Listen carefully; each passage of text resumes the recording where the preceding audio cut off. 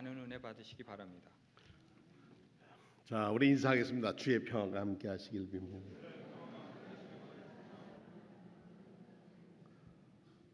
부부끼리도 하셔야 돼. 저 집은 평화로워서 인사를 안 하는 또 계시죠.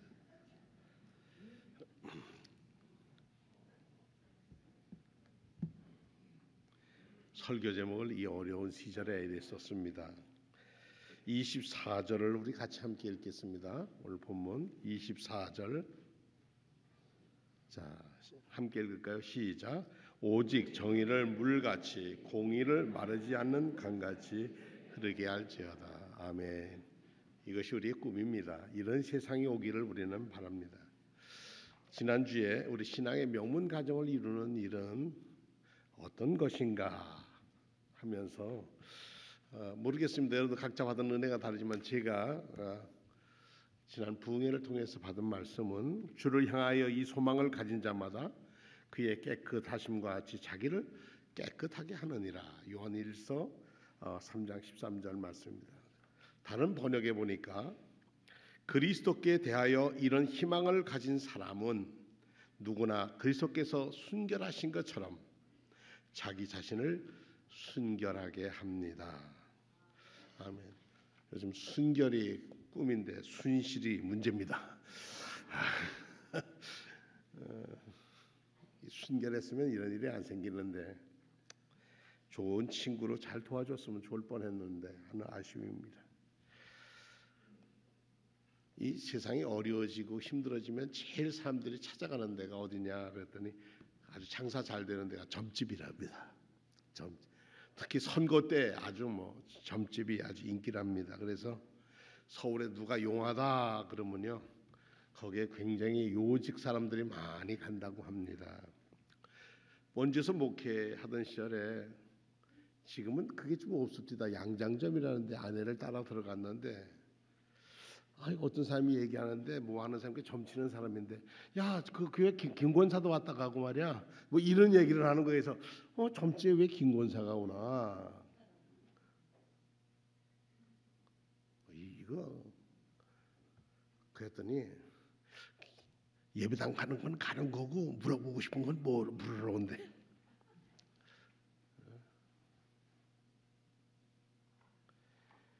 우상숭배 불안하니까 그런 거예요. 이스라엘 역사 가운데 구약성경 예언서를 읽으면 누누이 얘기하는 것 중에 얘기가 뭐냐면 우상숭배하지 말라는 겁니다. 그래서 우리가 하나님의 백성으로 하나님을 섬기는 도리가 있죠. 10가지 도리. 그걸 우리는 뭐라고 그래요? 십계명이라고 합니다. 그 첫 계명이 뭡니까? 나 왜 다른 신을 내게 두지 마라. 여기 하나는 하나님을 위해 달라고 하는 얘기가 아니라 학자들은 사람을 위해서 쓰여진 계명이라는 겁니다. 그 계명을 지킬 사람은 사람이니까 그렇습니다. 예언자들이 산당 문제, 이 우상 숭배의 문제가 어디서부터 그랬느냐? 늘 있긴 했습니다만은 솔로몬 시대로부터 풍요로웠던 솔로몬 시대로부터 그리했습니다. 솔로몬이 결혼해서 이웃 종족들과 할 때마다 그 아내들을 데려올 때마다 뭘 데려와요? 우상도 함께 들어오고 그것을 예루살렘에 짓고 그러니까 예루살렘이 성전도 있었지만은 아주 온갖 잡신의 중심지가 됐습니다. 결국 어떻게 됐죠? 솔로몬 다음 때 나라는 갈라졌습니다. 예언서 중에서도 이 메뚜기 재앙을 통해서 이 농산물 하나님이 지은 바른 농사를 얘기한 것은 요엘, 물질주의에 대해 빠져가고 있는 이스라엘에게 예언했던 것은 아모스, 에돔의 교만과 냉담을 책망했던 오바댜, 그리고 니느웨 성에 심판을 외쳤던 요나. 이런 선지자들의 글을 읽어보면 서슬이 펄었습니다. 사실 가슴이 섬찟합니다. 그런데 그들의 예언자들의 예언을 한마디로 요약을 하면 뭡니까? 여호와께로 돌아오라.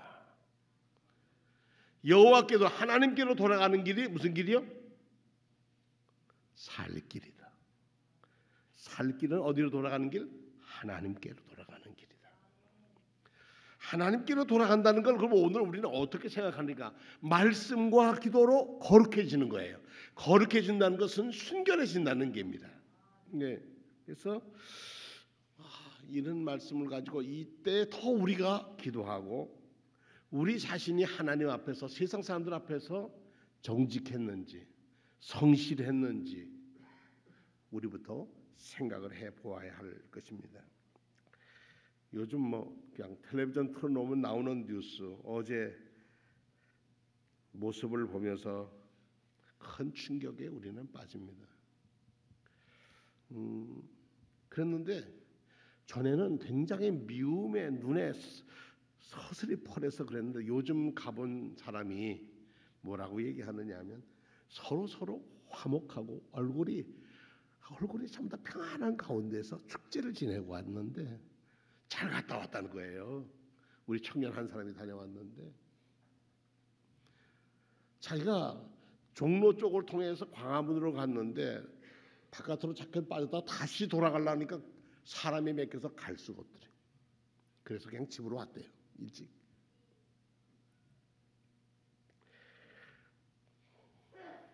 한 사람만 바꿔지면은 세상이 바꿔질까요?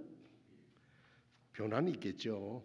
그러나 그와 똑같은 생각을 가지고 있는 그런 체제, 그런 사람들이 있는 한 또 세상 사람들은 다른 생각을 품게 됩니다.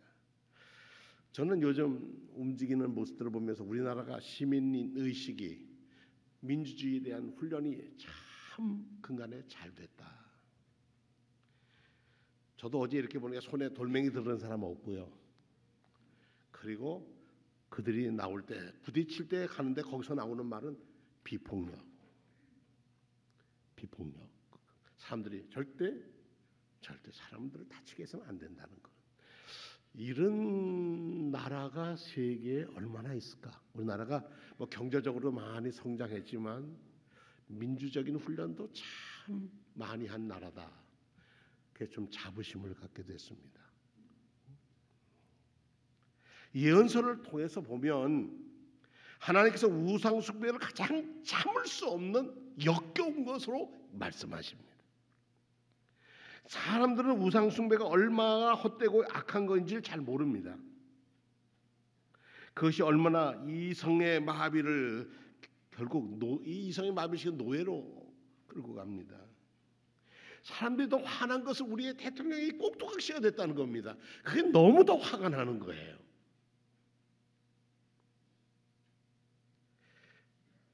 사람은 누군가를 의지하고 살아갑니다. 더불어 살아갑니다. 그런데 그 더불어 살아가는 사람이 어떤 사람이냐에 따라 달라집니다.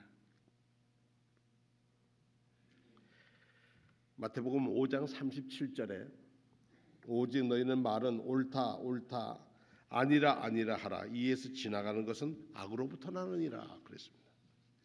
너희가 예라고 할 때에는 예라고 말을 하고 아니요 할 때는 아니요라고 말만 하여라.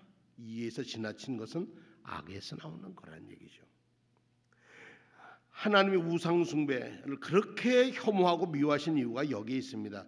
우상숭배에 빠진 것들은 경고하는 이유는 뭐냐면 나 외에 다른 신을 두지 말라 하신 말씀은 나만 섬기라고 하시는 말씀은 하나님을 위한 게 아니라 우리를 위한 것입니다. 우리를 위하고 바른 길로 인도하실 분은 길과 진리와 생명이 되신 예수 그리스도이십니다. 그 분의 사랑 속에서 세상이 하나님의 나라를 펼쳐가기 때문입니다. 아모스 5장 4절과 5절에 보면 여호와께서 이스라엘 족속에게 이와 같이 말씀하시기를 너희는 나를 찾으라 그리하면 살리라. 베델을 찾지 말고 길갈로도 들어가지 말며 브엘세바로도 나가지 말라. 길갈은 반드시 사로잡히겠고 베델은 비참하게 될 것이라 하셨으니 6절에 너희는 여호와를 찾으라. 따라합시다. 너희는 여호와를 찾으라. 그리하면 살리라.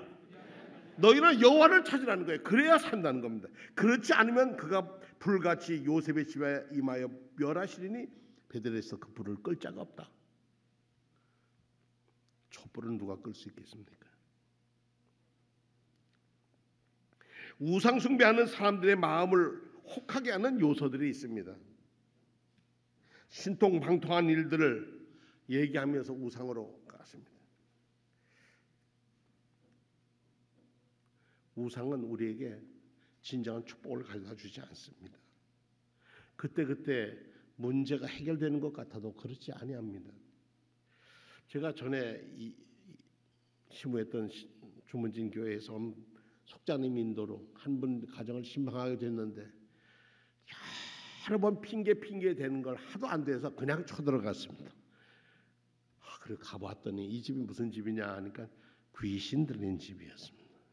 그러니까 어떤 귀신이냐? 동작 귀신, 대감 귀신, 두 신을 모시는 그런 사람이었습니다. 아주머니가. 남편은 뭐하냐 그랬더니 조그마한 배를 가지고 어업을 합니다. 연안에 가서 고기를 잡아오는 일을 하는데 이 사람이 이제 딱 신이 들리면, 신이 강신하면 이 사람이 자기 남편이 뭘로 보여요? 졸로 보여요. 나는 대감이고 이건 쫄명이에요. 그러니까 밥상을 딱 아침에 차리고 들어갔다가 배 고기 잡고 돌아왔으니까 그러면 남편이 아침 식사를 하는데 자기는 아직도 안 먹었는데 이 쫄병이 밥을 먹고 있단 말이에요. 그러니까 야, 이 쫄병아, 그러고 밥상을 발라 찬다는 거예요. 그래 남편이 그거 그냥 놔두겠습니까? 아이, 자기도 그러고 싶지 않은데 누가 뭐 귀신이 그러는 거예요. 동자신도 그렇고 동자는 애기신이.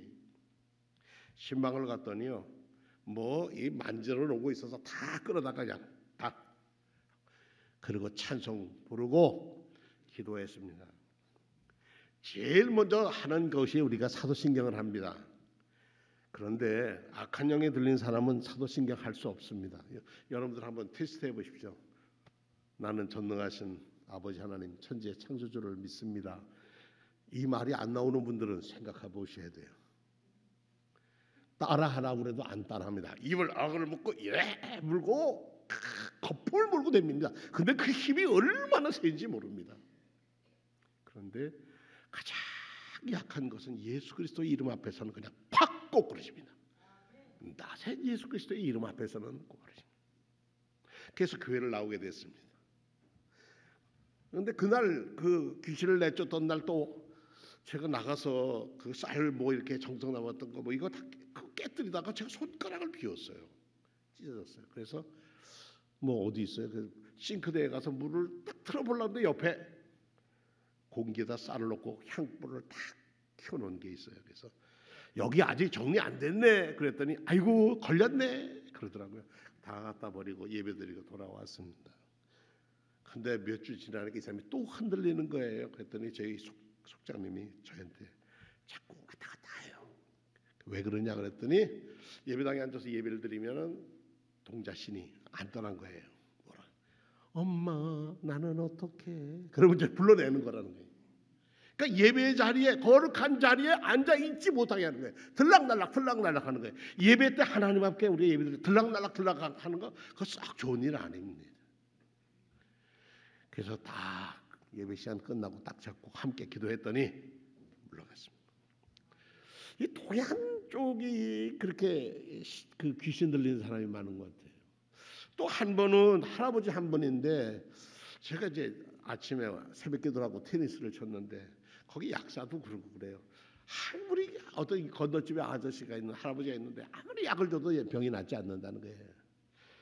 그래서 이번에 자기는 뭐라 하냐면 이번에 이 약 먹고 안 나오면 약값 도로 돌려준다고 그랬다는 거예요.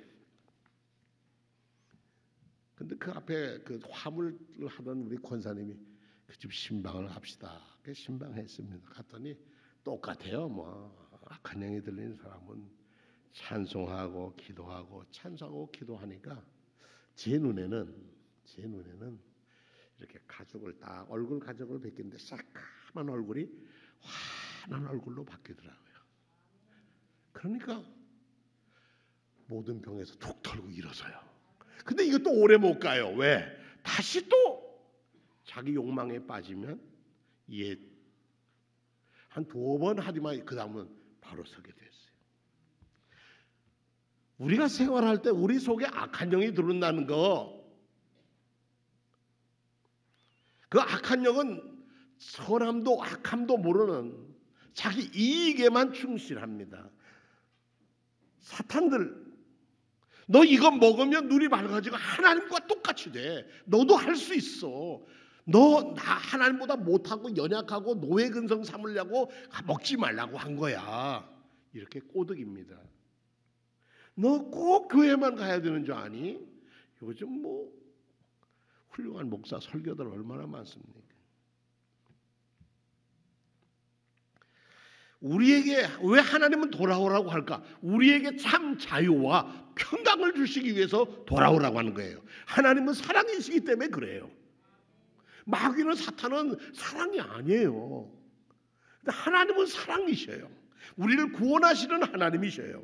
그 하나님을 우리는 믿고 고백합니다. 그분을 모시고 삽니다. 그분의 도움으로 살아가요. 그러니까 하나님으로 도우심을 받고 사는 사람은 세상 사람과 달라야 합니다. 생각이 달라야 합니다. 나에게 돌아오라, 그것만이 살 길이라고 하는 것은 뭐냐면 하나님을 자성해서 내가 너들이 많아지니까 고맙다 그런 게 아닙니다. 우리에게 참 자유를 위해서 주는 영이시니 주의 영이 계시는 곳에는 자유함이 있다고 그랬습니다. 참 자유는 주의 영, 주의 성령이 함께할 때 우리가 당하는 현실이 아무리 어렵고 고난해도 자유함을 얻습니다. 이런 회개운동, 요나서를 읽어보면 니느웨 성에 가서 회개하라고 3일 만에 이 성이 무너질 거라고 그랬더니 글쎄 왕좌에 앉았더니 임금도 베옷으로 갈아입고 잿더미에 앉고 다 회개운동을 했다는 거예요. 그러고선 니느웨 성이 무너지지 않았어요. 그러니까 요나가 화가 나서 나처럼 고생하고 물고기 뱃속까지 들어갔다 나오고 그래 고생했는데 난 하나님 그럴 줄 알았어요. 그리고 대듭니다. 그러나 하나님은 뭐라고 그래요? 한 생명이 얼마나 소중하냐. 이스라엘에겐 철천지 원수 같은 니느웨였지만 하나님의 품에서는 사랑의 대상이었습니다. 요즘 참 뭐 어디가 끝일지 모르겠어요. 그러나 분명한 것은 의의 최후 승리, 영생이 믿는 사람들에게 함께 한다는 것입니다. 세상은 나 혼자만이라도 살아야 한다고 생각하는 사람이 있을는지 모릅니다. 그러나 혼자만 잘 산다는 것은 원천적으로 불가능합니다. 다른 사람은 어떻게 살든 말든 나 혼자만 잘 살겠다고 하는 거, 다른 집 애들은 어떻게 말든 나만 잘 살겠다는 것, 내 아이만 잘 되면 된다는 것, 그처럼 위험한 생각이 없습니다. 요즘 미국 선거 끝나고 50여 개 도시에서 반 트럼프 시위가 일어나고 학교에서 애들이 유색인종 아이에게 너 학교 떠나라 그러고 학교에서 만든 걸 만들었는데 다 위조로 만들어서 점점 갈라지기 시작합니다. 아무리 강한 나라도요, 신뢰가 깨지면 그 나라는 망합니다. 그랬더니 어떤 운동이 일어났다고 그래요? 안전피를 꽂고 다니는 운동이 벌어났대요. 미국에서는. 나는 당신에 대해서 화목합니다. 나는 당신에 대해서 관대합니다. 나는 당신을 절대로 적으로 대하지 않습니다. 그래서 이 옷깃에다 옷핀을 하나씩 꽂고 다닌대요. 그러면 나는 다른 사람과 다릅니다. 그런 건 표시라는 겁니다. 회개운동이 바로 일어나는 거예요. 악한 영이 역사를 하니까 회개운동도 바로 나타났다는 거예요. 그래서 핀 꽂기, 옷핀, 이 옷에다 핀 하나씩 이렇게 꽂고 다닌대요. 조그만 핀을.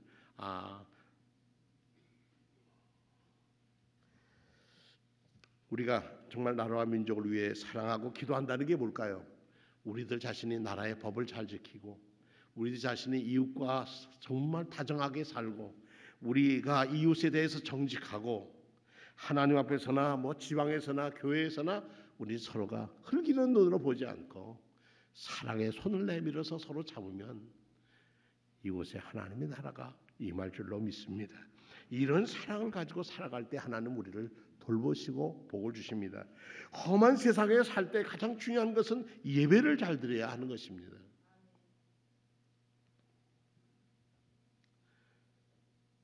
정말 뭐라고 얘기할 수 없는 그런 정치적인 문제를 보면서 저는 오직 정의를 물같이 공의를 마르지 않는 강같이 흐르게 하라.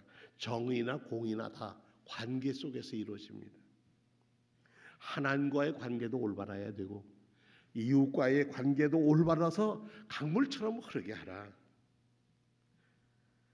너희가 이 광야 40년 동안 나에게 제사 안 드려도 나는 너희를 지켜주시다. 그런 말씀입니다. 어려운 시절에 우리가 해야 할 일은 뭐냐면 하나님의 백성으로 민주 시민으로서 우리의 사명을 잘 감당하는 것, 그것이 이 나라를 사랑하는 진정한 애국이고 애족이라고 저는 그렇게 믿습니다. 아무리 어려워도 그렇게 살았습니다. 우리의 믿음의 조상은 일제에 끌려가서 매를 맞아도 너 다시 나가서 네 어린 처녀의 나이에 이런 운동 너 모르고 했지? 나가면 다시는 하지 마라. 그런 말에 대해서 나는 내 나라를 살리는 것에 대해서 얘기하는 게 왜 부끄러운 일이냐. 나는 나가서도 할 거다. 얼마나 모진 고문을 받았든지 나와서 달포도 지나지 않아서 고문 후도로 세상을 떠났다. 이성경 열사. 하나님 앞에서 옳고 그름을 분명히 얘기했던 우리의 조상들, 믿음의 조상들처럼 나라를 사랑하고 내 것 드리고 헌신하고 정말 하나님 앞에서 바로 서기 위해서 내 자신을 하나님 앞에 내놓는 것이 예배라면 하나님의 은총이 우리에게 임할 것입니다. 예배는 축도로부터 시작한다. 그런 말이 있습니다. 진정한 예배는 여러분의 삶 속에서 하나님을 만나는 것이고 그곳에서 정의가 공의가 강같이 물같이 흐르는 이 험한 세상에 어려운 시절에 목마른 사람 많은 세상에 생수를 공급하는 교회가 될 것이고 가정이 될 것이고 직장이 될 것입니다. 주의 은총과 자비가 여러분들의 삶 속에 늘 넘치시기를 축원합니다.